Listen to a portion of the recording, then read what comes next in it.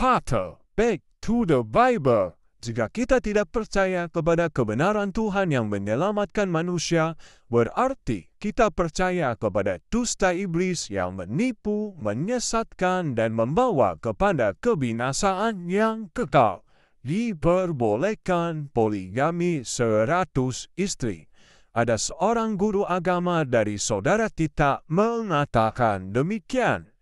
Itu tidaklah benar. Tidak benar. Tidak benar. Seorang guru agama seharusnya membahas kebenaran dari kitabnya sendiri, bukan malah ikut-ikutan membahas Alkitab yang dia tidak paham kebenarannya, apalagi untuk mencari kesalahan dalam kitab yang adalah firman Tuhan. Bolehkah demikian? Ya, jelas tidak dibenarkan karena dia akan berurusan dengan Tuhan yang empunya firman. Janganlah saudara berpikir Tuhan bisa diakal-akalin. Ya, jelas tidak. Tuhan itu sumber pengetahuan dan manusia terbatas dalam akal dan pemikirannya. Tuhan tidak dapat diakal-akali oleh manusia. Jadi inilah akibatnya jika tidak paham Alkitab dan hanya ikut-ikutan yang salah dan yang sesat, cuma untuk meramai-ramaikan dunia media sosial. Mungkin mau mencari penonton, cerdaslah dalam beriman dan temukan kebenarannya. Yang pertama, sejak permulaan penciptaan manusia, Adam hanya diberikan seorang istri yang diambil dari salah satu tulang rusuknya. Saya ulang sekali lagi, sejak permulaan penciptaan manusia, Adam hanya diberikan seorang istri yang diambil dari salah satu tulang rusuknya.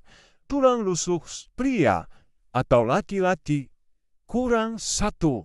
Itulah jadi istri yang Tuhan akan berikan kepada kita. Yang kedua, ajaran Yesus pun sama dalam pernikahan Kristen hanya sekali seumur hidup. Tuhan yang telah mempersatukannya tidak boleh diceraikan atau dipisahkan kecuali maut.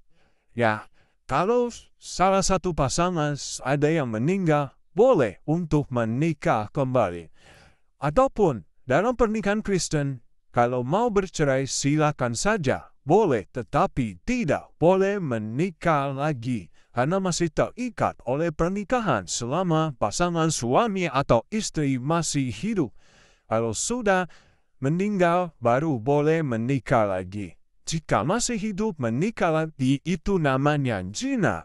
Jangan karena alasan zina, boleh untuk menikah lagi. Dalam hukum Taurat, orang yang berzina harus dilempar batu sampai mati. Maksudnya kalau sudah mati, silakan kawin lagi dengan yang seiman. Menikah lagi dengan yang seiman. Yang ketiga, tidak ada dalilnya dalam Alkitab yang memperbolehkan seorang yang percaya mempunyai banyak istri atau banyak suami. Jika boleh, sudah pasti banyak orang Kristen yang punya istri dua ataupun banyak. Mengapa zaman dahulu istrinya banyak? Karena kekerasan hati manusia. Karena mereka merasa punya kuasa, punya harta, menjadi raja. Jadi berbuat seenaknya, berbuat sesuka hatinya. Padahal itu sebenarnya tidak boleh istri lebih dari satu. Itu ajaran Tuhan yang sebenarnya. Yang keempat, Alkitab jelas Allah membenci perceraian. Janganlah orang tidak setia terhadap istri dari masa mudanya, sebab aku Tuhan membenci perceraian. Firman Tuhan Allah Israel, maka jagalah dirimu dan janganlah berkhianat. Maliaki 2 ayat 15 dan 16. Yang kelima, jika poligami diperbolehkan 100 istri, coba saudara buktikan dahulu. Nah, usah banyak-banyak, 4 istri saja, boleh tidak? Mungkin menurut Allahmu boleh sesuai dengan ajaran kitabmu, tetapi mungkin menurut istri saudara boleh kalau mau disunat. Yang keenam, jangan-jangan saudara mempunyai keinginan untuk mempunyai istri banyak. Alkitab jelas melarangnya. Ya, kalau Alkitab jelas melarangnya, kalau dilanggar itu dosa. dosa ketidaktaatan. Yang ketujuh, pertanyaannya, apakah boleh menyebarkan fitnah dan dusta untuk membenarkan agama yang saudara percayai? Janganlah saudara membuat pembenaran membahas ayat yang tidak ada hubungan dengan poligami. Ada ayat yang di Alkitab yang dibahas oleh saudara kita itu hubungan dengan orang yang mengikut Yesus.